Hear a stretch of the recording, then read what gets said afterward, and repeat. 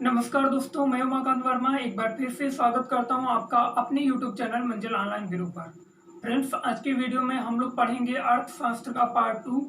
तो अर्थशास्त्र का पार्ट 1 वीडियो हमने पहले ही अपलोड कर दिया सक्सेसफुली, और उस वीडियो को उम्मीद करता हूं आप लोगों ने देखा होगा।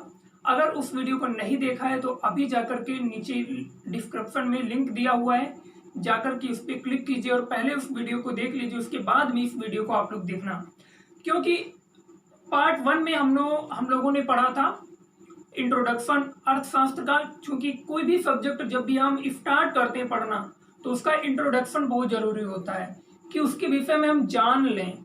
तो आज के वीडियो में हम लोग उसको आगे बढ़ाएंगे। आज के वीडियो में हम लोग पढ़ेंगे अर्थव्यवस्था जो है, विश्व की अर्थव्यवस्थाएं जो है, अर्थव्यवस्था का वर्गीकरण कितने चरणों में किया गया है, यानी कि कितने पार्ट्स में कितने प्रकार की अर्थव्यवस्था होती है मुख्यतः। वैसे तो बहुत सारी अर्थव्यवस्थाएं होती हैं, कई प्रकार की होती है, लेकिन मुख्यतः जो इकोनॉमी है, अर्थव्यवस्थाएं हैं जो विश्व की विभिन्न देशों में प्रचलित हैं, वो कौन कौन सी हैं। तो आइए हम देखते हैं। विश्व में अर्थव्यवस्था को मुख्यतः 3 चरणों में वर्गीकृत किया गया है। कितने चरणों में? 3 चरणों में वर्गीकृत किया गया है। अब देखिए वो कौन कौन सी हैं। तो पहली तो आप सबको पता होगा, पूंजीवादी अर्थव्यवस्था। कौन सी? पूंजीवादी अर्थव्यवस्था। इसका एक और नाम है कैपिटल इकोनॉमी, इंग्लिश में बोलते हैं, ठीक है। इसका दूसरा नाम है बाजारवादी अर्थव्यवस्था। बाजारवादी अर्थव्यवस्था।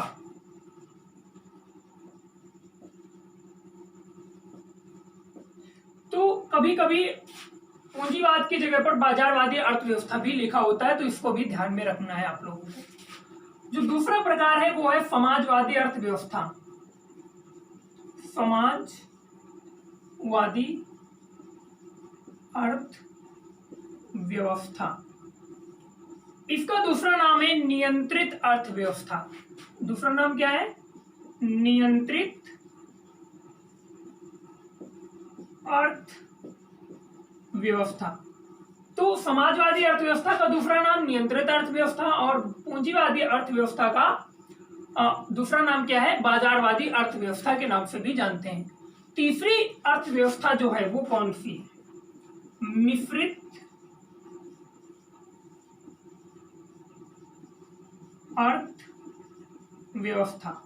तो मिश्रित अर्थव्यवस्था है, इसके विषय में हम लोग अभी आगे देखेंगे। सबसे पहले हम एक एक करके थोड़ा थोड़ा करके सबके विषय में जानकारी हासिल कर लें, उसके बाद में आगे चलकर कभी मौका मिला तो हम लोग और भी डिटेल में इसको पढ़ेंगे। तो सबसे पहले आते हैं पूंजीवादी कैपिटल इकोनॉमी पे, पूंजीवादी अर्थव्यवस्था यानी कि बाजारवादी अर्थव्यवस्था पे। बाजारवादी अर्थव्यवस्था उस अर्थव्यवस्था को कहते हैं जहां पर देखिए 2 क्षेत्र होते हैं। एक निजी क्षेत्र होता है और एक होता है सरकारी क्षेत्र जिसे कहते हैं, जिसे हम गवर्नमेंट कहते हैं, सरकार।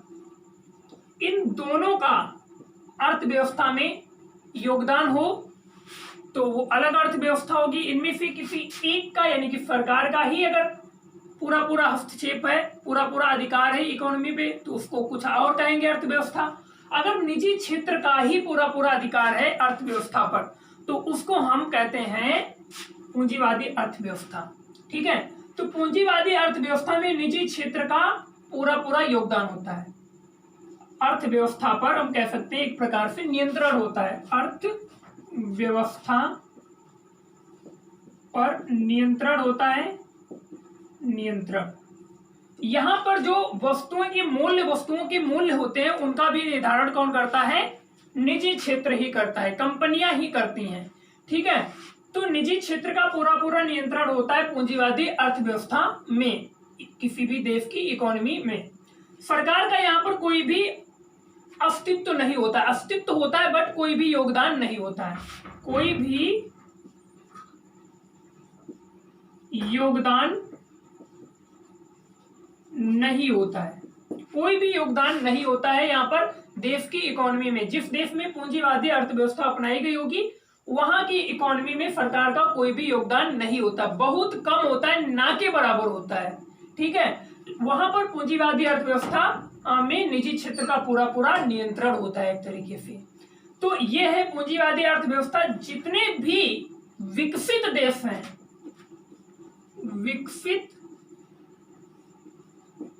जितने भी विकसित देश हैं उन सब में इसी प्रकार की इकोनॉमी अपनाई गई है। ठीक है, यानी कि पूंजीवादी अर्थव्यवस्था जिन जिन देशों में अपनाई गई है वो सब के सब लगभग विकसित देश हो चुके हैं।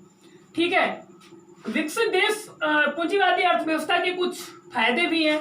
यहाँ पर जो प्रतिस्पर्धा होती है, प्रतिस्पर्धा जिसे हम कंपटीशन कहते हैं, वो स्वस्थ होता है। कैसा होता है? स्वस्थ होता है। तो यहाँ पर लोग क्या होते हैं, अच्छी खासी उनकी कमाई भी होती है, लेकिन यहाँ पर एक कमी यह है कि प्रतिस्पर्धा स्वस्थ होने के कारण इस देश की इकोनॉमी बहुत तेजी से इस देश की अर्थव्यवस्था तेजी से ऊपर की ओर, अर्थव्यवस्था का ग्राफ ऊपर की ओर बढ़ेगा। लेकिन यहाँ पर प्रतिस्पर्धा तो बहुत है, यहाँ पर इसके कुछ बुरे प्रभाव भी पड़ते हैं। जैसे कि जिस देश में पूंजीवादी अर्थव्यवस्था अपनाई गई होगी वहां की पहली कमी क्या होगी कि आय में असमानता होगी। लोगों की जो आय होगी, आय में असमानता होगी। अभी जैसे हमारे देश में निजीकरण का दौर चल रहा है, अच्छी बात है, सरकार ने कहीं ज्यादा हद तक काम किया है, लेकिन अब जो निजीकरण का दौर आने वाला है, ऐसे में अभी भी बहुत से लोग ऐसे हैं जिनको निजीकरण के विषय में नहीं पता है। जब तक सरकार पूरा देश की इकोनॉमी पर सरकार का नियंत्रण हुआ करता था मैक्सिमम, अभी इस देश के लोग विकास नहीं कर पाए हैं। तो जब निजीकरण पूरा हो जाएगा, ऐसे में बहुत से ऐसे लोग हैं जो ग्रामीण क्षेत्र से आते हैं, उनको यही नहीं पता होता कि निजीकरण क्या होता है और सरकार क्या होती है। तो ऐसे लोगों का विकास, ऐसे लोगों की जो आय होगी, क्या उन लोगों की आय के बराबर हो पाएगी जो शहर से बिलोंग करते हैं? नहीं। तो ऐसे जिन देश में पूंजीवादी अर्थव्यवस्था अपनाई गई है वहां पर आय में असमानता होगी, लोगों के बीच किसी की आय कहीं अधिक होगी, किसी की आय बेचारे की कम होगी। तो ऐसे में आय में असमानता पाई जाएगी, क्योंकि मान लीजिए मेरी एक कंपनी है, मैं अपने लोगों को कंपनी में रखना ज्यादा पसंद करूंगा, ना कि किसी साइड वाले व्यक्ति को। तो ऐसे में साइड वाले व्यक्ति की क्या है, इनकम कम ही रहेगी, और मेरे जितने लोग हैं वो लोग आगे बढ़ेंगे, और वो लोग किसको बढ़ाएंगे, वो लोग फिर अपने लोगों को बढ़ाएंगे। तो इस प्रकार से एक तरीके से हम कह सकते हैं किसी विशेष लोगों के हाथों में स्वामित्व चला जाता है। ठीक है, आगे बढ़े तो यहाँ पर जो इन्फ्लेशन होगा, मुद्रास्फीति जो होगी, मुद्रास्फीति अनियंत्रित रहेगी, कभी भी नियंत्रित नहीं हो पाएगी, अनियंत्रित रहती है। जिस देश में पूंजीवादी अर्थव्यवस्था होगी उस देश की मुद्रास्फीति जो है अनियंत्रित रहेगी, और साथ में आय में असमानता भी पाई जाती है। तो ये थी पूंजीवादी अर्थव्यवस्था, जिसमें मैंने आपको मैक्सिमम कोशिश ये की कि डिटेल में बताया है। वीडियो अगर अच्छा लग रहा है तो लाइक कर दीजिए जल्दी से और शेयर कर दीजिए। चैनल नहीं सब्सक्राइब किया तो जल्दी से चैनल को सब्सक्राइब कीजिए, बेल आइकन को प्रेस कीजिए। जो दूसरी अर्थव्यवस्था है जिसे हम कहते हैं समाजवादी अर्थव्यवस्था या नियंत्रित अर्थव्यवस्था।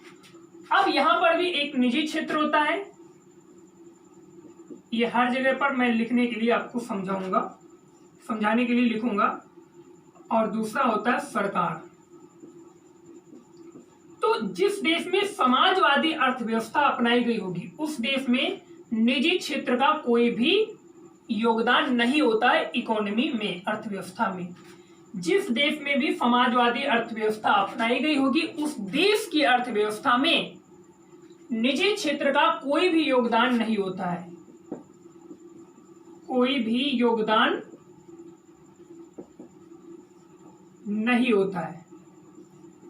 ठीक है, जिस देश में समाजवादी अर्थव्यवस्था अपनाई गई होगी उस देश में निजी क्षेत्र का तो कोई योगदान होगा नहीं, तो किसका पूरा पूरा नियंत्रण होगा? सरकार का पूरा पूरा नियंत्रण होता है, पूरा पूरा अर्थव्यवस्था पर नियंत्रण होता है। और ये अर्थव्यवस्था जो है पूर्व के जो साम्यवादी देश थे उनमें ज्यादातर अपनाई गई थी। ठीक है, तो समाजवादी अर्थव्यवस्था इसी को कहते हैं नियंत्रित अर्थव्यवस्था। जितने भी सेक्टर होते हैं, जितने भी जो कुछ भी उस देश में होता है, सब पर किसका अधिकार होता है? गवर्नमेंट का अधिकार होता है। इस देश में ऐसे देशों में, जिन देशों में समाजवादी अर्थव्यवस्था अपनाई गई है, यहाँ पर प्रतिस्पर्धा स्वस्थ नहीं हो पाती है। प्रतिस्पर्धा जो होती है तेज नहीं होती है, ज्यादा तेज नहीं होती है। ठीक है, तो यहाँ का जो आय में समानता होगी, यहाँ पर आय में तो समानता होगी, आय में समानता होगी, बट यहाँ का प्रतिस्पर्धा बहुत खराब होगी। इस कारण इन देशों का विकास जो होता है, विकास तेजी से नहीं होता है, तेजी से नहीं हो पाता है, तेजी से नहीं हो पाता है। ठीक है, खराब प्रतिस्पर्धा के कारण यहाँ का विकास तेजी से नहीं हो पाता है। लेकिन यहाँ पर आय में समानता होगी, क्योंकि जहां पर जिस देश पर पूरा पूरा गवर्नमेंट का अधिकार होता है, वहां पर गवर्नमेंट कार्य क्या करती है? गवर्नमेंट का उद्देश्य होता है वेलफेयर स्टेट बनाना, वेलफेयर स्टेट बनाना, यानी कल्याणकारी राज्य की स्थापना करना एक उद्देश्य होता है। तो ऐसे देश जिनमें समाजवादी अर्थव्यवस्था अपनाई गई होगी, वहां पर हर व्यक्ति की आय में लगभग समानता होगी। वहां पर भी कुछ ना कुछ एक दो अंश तो होते ही है।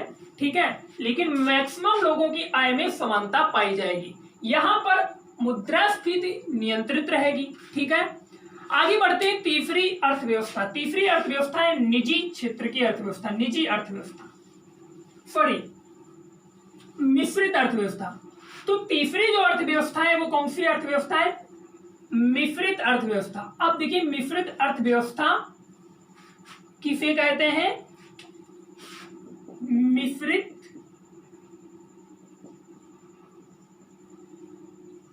अर्थव्यवस्था, मिश्रित अर्थव्यवस्था। हमारे देश में किस प्रकार की अर्थव्यवस्था अपनाई गई है, इसका जवाब आप लोग कमेंट बॉक्स में दीजिए। आप लोग बताइए कि मिश्रित अर्थव्यवस्था हमारे देश में अपनाई गई है या फिर समाजवादी अर्थव्यवस्था अपनाई गई है।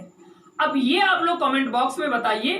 फिर उसके बाद में नेक्स्ट वीडियो जैसे हमारा अपलोड होगा, नेक्स्ट वीडियो होगा नई आर्थिक नीतियों पर, जिसपे हम भारतीय अर्थव्यवस्था का एलपीजी मॉडल पढ़ाएंगे आपको। LPG model.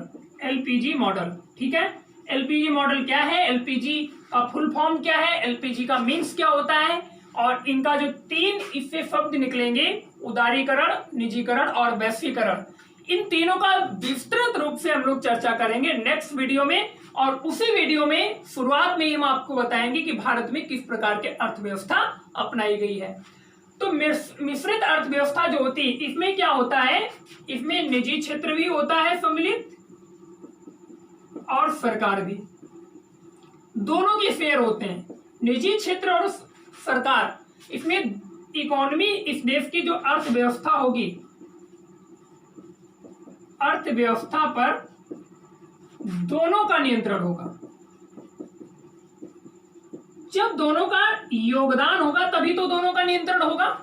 तो जिन देशों में मिश्रित अर्थव्यवस्था अपनाई गई है, उन देश की अर्थव्यवस्था पर निजी क्षेत्र और सरकार का दोनों का नियंत्रण होता है। और नियंत्रण तभी होगा जब उसका योगदान होगा। भाई, जब मैं किसी देश की अर्थव्यवस्था में योगदान कर रहा हूं तो उस देश की अर्थव्यवस्था पर मेरा कुछ न कुछ तो नियंत्रण होगा ही। जैसे कि भारत की जो सबसे बड़ी कंपनी इस समय है रिलायंस, रिलायंस का भारत के अर्थव्यवस्था में काफी अहम योगदान है। तो अगर वो कंपनी अभी ठप हो जाए तो भारत की अर्थव्यवस्था पर काफी बुरा प्रभाव पड़ेगा। तो ऐसे में ये बात उम्मीद करता हूं आपको समझ में आई होगी। नियंत्रण तभी होगा जब योगदान होगा। तो मैक्सिमम जो देश है वो किस प्रकार की अर्थव्यवस्था अपनाए हुए हैं? मिश्रित अर्थव्यवस्था ही अपनाए हुए हैं। अब जो मिश्रित अर्थव्यवस्था है ये किसकी देन है? अर्थव्यवस्था ये किसकी देन है? तो ये एक महान अर्थशास्त्री हुए जॉन मेनार्ड कीन्स।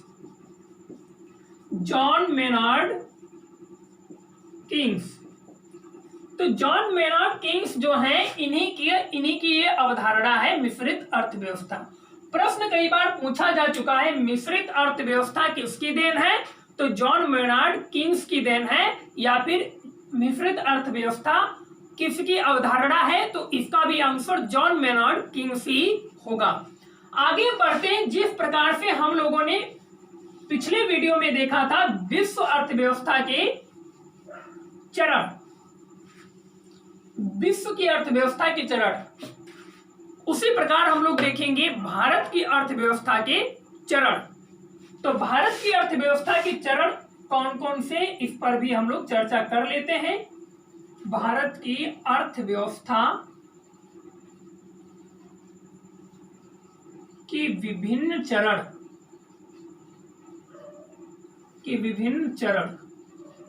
कुछ इसके विषय में भी पहले हम थोड़ा जानेंगे, उसके बाद में कुछ हिस्ट्री में जाएंगे, उसके बाद में आगे बढ़ेंगे। देखिए जो 1000 ईस्वी था, 1000 ईस्वी तक विश्व की जो इकोनॉमी थी, विश्व की अर्थव्यवस्था थी, उसमें भारत का जो हिस्सा था वो 30% था, जो एक बहुत बड़ा हिस्सा था। यानी कि हम कह सकते हैं विश्व की अर्थव्यवस्था पर लगभग पूरा भारत का ही अधिकार हुआ करता था। समझ पा रहे हैं आप? 1000 ईस्वी तक 30% हिस्सा भारत का था। धीरे धीरे हुआ क्या, आगे बढ़ते जाते भारत पर बहुत से विदेशी आक्रमण हुए, विदेशी आक्रांताओं ने भारत को लूटा। ऐसे में भारत का धन जो है विदेशों में जाने लगा। भारत का जो योगदान था विश्व की अर्थव्यवस्था में वो घटता चला गया, और जब घटता चला गया तो धीरे धीरे एक समय आया कि बहुत ही कम हो गया। लेकिन उससे पहले वो भी बताएंगे, लेकिन इस पर भी हमें विचार करना होगा कि 30% योगदान था विश्व की अर्थव्यवस्था पर भारत का। कब? 1000 ईस्वी में। तो ये क्यों था, ये कैसे संभव हुआ? क्योंकि उस समय भारत में कृषि और कुटीर उद्योग बहुत ही बड़े पैमाने पर प्रचलित थे। जो कृषि थी, कृषि में अनाज जो था भारत में बहुत ही अधिक मात्रा में उगाया जाता था और विदेशों को सप्लाई किया जाता था, जिससे कि भारत को धन प्राप्त होता था। रही बात कुटीर उद्योग की, कुटीर उद्योगों में वस्त्रों का निर्माण और भी बहुत सारी कालीनों का निर्माण, बहुत सारी चीजों का निर्माण भारत करता था। यहाँ तक कि जहाजों का भी निर्माण भारत में हुआ करता था प्राचीन काल में। तो इस प्रकार से भारत के समृद्धि का जो कारण था, 30% योगदान विश्व की अर्थव्यवस्था में जो था वो किसकी देन थी? वो कृषि और कुटीर उद्योग की ही देन थी। इसी कारण भारत को उस समय विश्व का कारखाना कहा जाता था। क्या कहा जाता था? विश्व का कारखाना कहा जाता था भारत को। क्यों? क्योंकि विश्व की जो अर्थव्यवस्था थी उस पर भारत का नियंत्रण था। विश्व के मैक्सिमम देश भारत पर निर्भर थे, भारत नहीं दूसरे पर निर्भर था। भारत की टेक्नोलॉजी पहले की अपेक्षा आज अभी भी कम है। तो ऐसे में आज तो विश्व का कारखाना कहा जाता था। अब हम लोग आगे बढ़े तो सब कुछ कब तक सही सलामत चलता रहा? जब तक औरंगजेब जिंदा रहा। औरंगजेब जब तक जिंदा रहा तब तक सब कुछ अच्छा चलता रहा। और जैसे ही औरंगजेब की मृत्यु हुई। मृत्यु कब होती है? 1707 ईस्वी में जैसे ही मृत्यु हुई वैसे ही भारत की स्थिति बिगड़ती चली गई। उस समय 30% जो था, पूरी दुनिया का जो धन था वो 30% भारत के पास ही था। लेकिन धीरे धीरे हुआ क्या कि 1707 ईस्वी तक पूरी दुनिया का 1/4 भाग धन रह गया भारत के पास, यानी कि 25%। धीरे धीरे 1707 से पहले ही अंग्रेजों का भारत में आगमन हो चुका था, यूरोपीय शक्तियां बहुत सारी आई।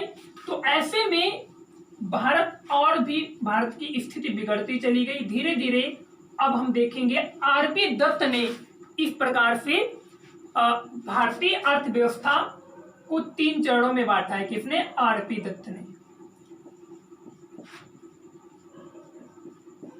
आरपी दत्त के अनुसार भारत की अर्थव्यवस्था को इन्होंने 3 चरणों में बांटा है, सेम उसी तरीके से जैसे विश्व की अर्थव्यवस्था को कार्ल मार्क्स ने बांटा था।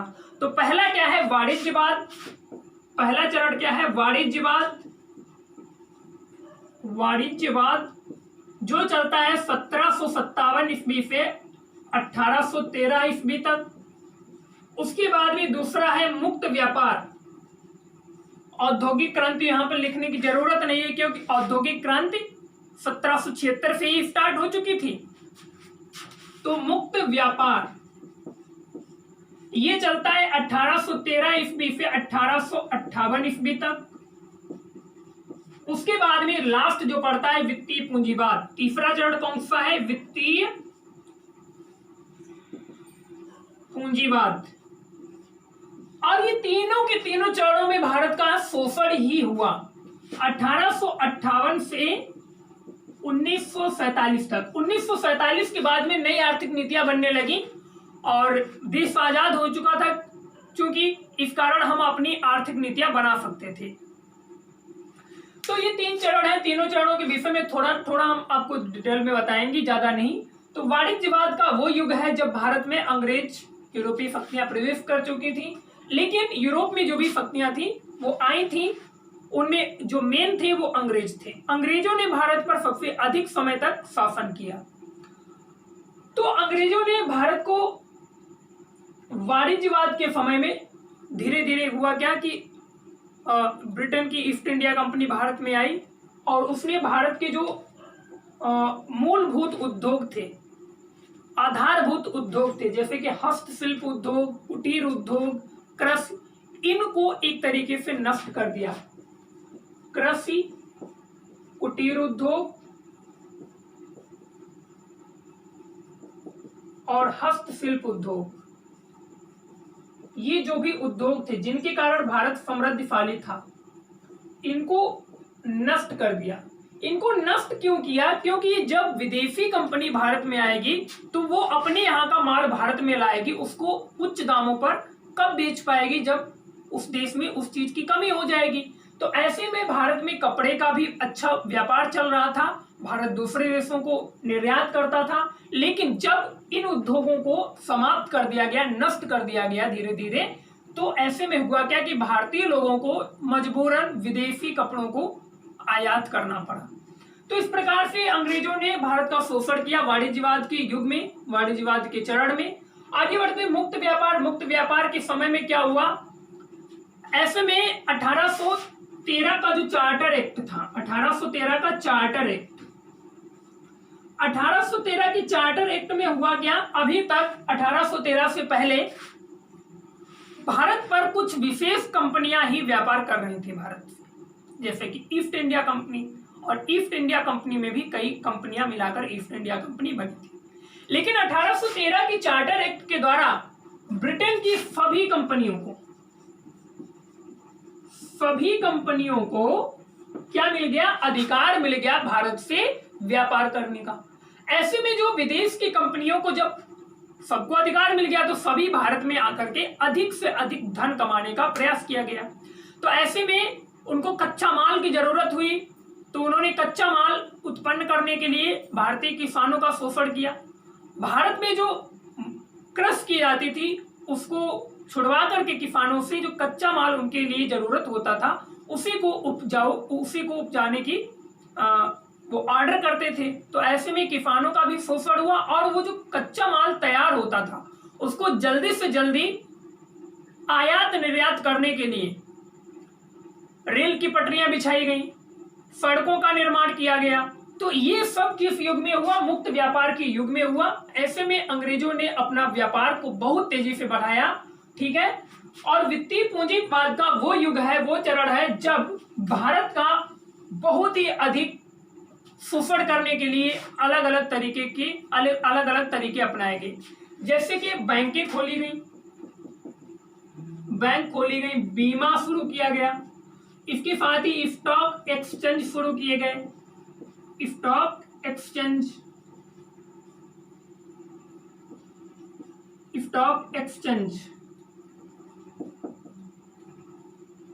शुरू किए गए, ठीक है। और भी बहुत सारा कुछ शुरू किया गया यहाँ पर। तो ऐसे में जो वित्तीय पूंजीवाद का युग था, ऐसे में धन का निवेश करके ही और अधिक धन कमाने का प्रयास किया गया। तो इस प्रकार से भारत का बहुत ही अधिक शोषण किया गया। अब हम आपको कुछ एक दो बातें हैं उनको और बताएंगे, उसके बाद में वीडियो का अंत करेंगे।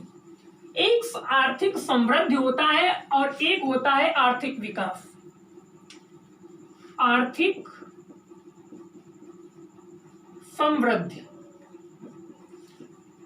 समृद्धि और आर्थिक विकास में डिफरेंस क्या है ये हम आपको बताएंगे। आर्थिक विकास, यहां से एक जरूर क्वेश्चन बन जाएगा और वो क्वेश्चन क्या बनेगा जल्द ही अभी आ रहा है, ध्यान से देखिए। आर्थिक समृद्धि क्या होती है? जब किसी भी देश की जीडीपी ग्रोथ करती है। जब भी किसी देश की जीडीपी में वृद्धि होती है तो उसको आर्थिक समृद्धि कहते हैं। लेकिन अगर जीडीपी के साथ साथ जीडीपी तो ग्रो कर ही रही है, इसके साथ साथ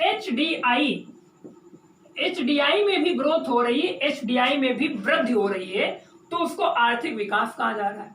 अब आपके दिमाग में एक शब्द चल रहा होगा, कुछ 3 अक्षर का एक वर्ड चल रहा होगा, एचडीआई। ये क्या चीज है? एचडीआई का फुल फॉर्म है human development index.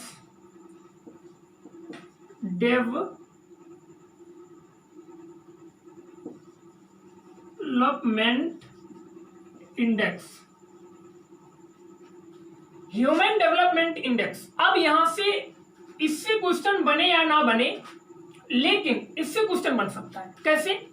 Human development index जो है इसे कौन जारी करता है, ये प्रश्न बनेगा। तो ह्यूमन डेवलपमेंट इंडेक्स जो है ये यूएनडीपी के द्वारा जारी किया जाता है। यूएनडीपी की फुल फॉर्म से क्वेश्चन बन सकता है। तो यूएनडीपी का फुल फॉर्म है यूनाइटेड नेशन डेवलपमेंट प्रोग्राम। क्या फुल फॉर्म है? लिख लीजिए, यूनाइटेड नेशन डेवलपमेंट प्रोग्राम। तो यूनाइटेड नेशन डेवलपमेंट प्रोग्राम के द्वारा एचडीआई जारी किया जाता है। अब एचडीआई जारी करने के लिए 3 पहलुओं को ध्यान रखता है। 3 पहलुओं का, वो 3 पहलू कौन कौन से हैं? एक तो पहला जो है साक्षरता, उस देश की साक्षरता क्या है, साक्षरता क्या है। दूसरा है लाइफ एक्सपेक्टेशन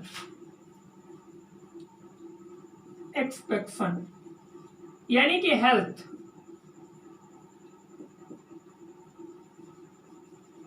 ठीक है। तीसरा जो है वो है प्रति व्यक्ति आय। क्या है? प्रति व्यक्ति आय। उस देश की प्रति व्यक्ति आय कितनी है, इन सबको देख करके एचडीआई जारी करता है यूएनडीपी।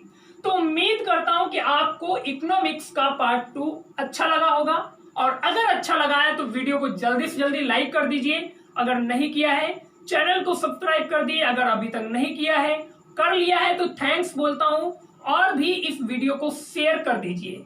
इसी के साथ इस वीडियो को समाप्त करता हूं। मिलेंगे नेक्स्ट वीडियो में, तब तक के लिए नमस्कार।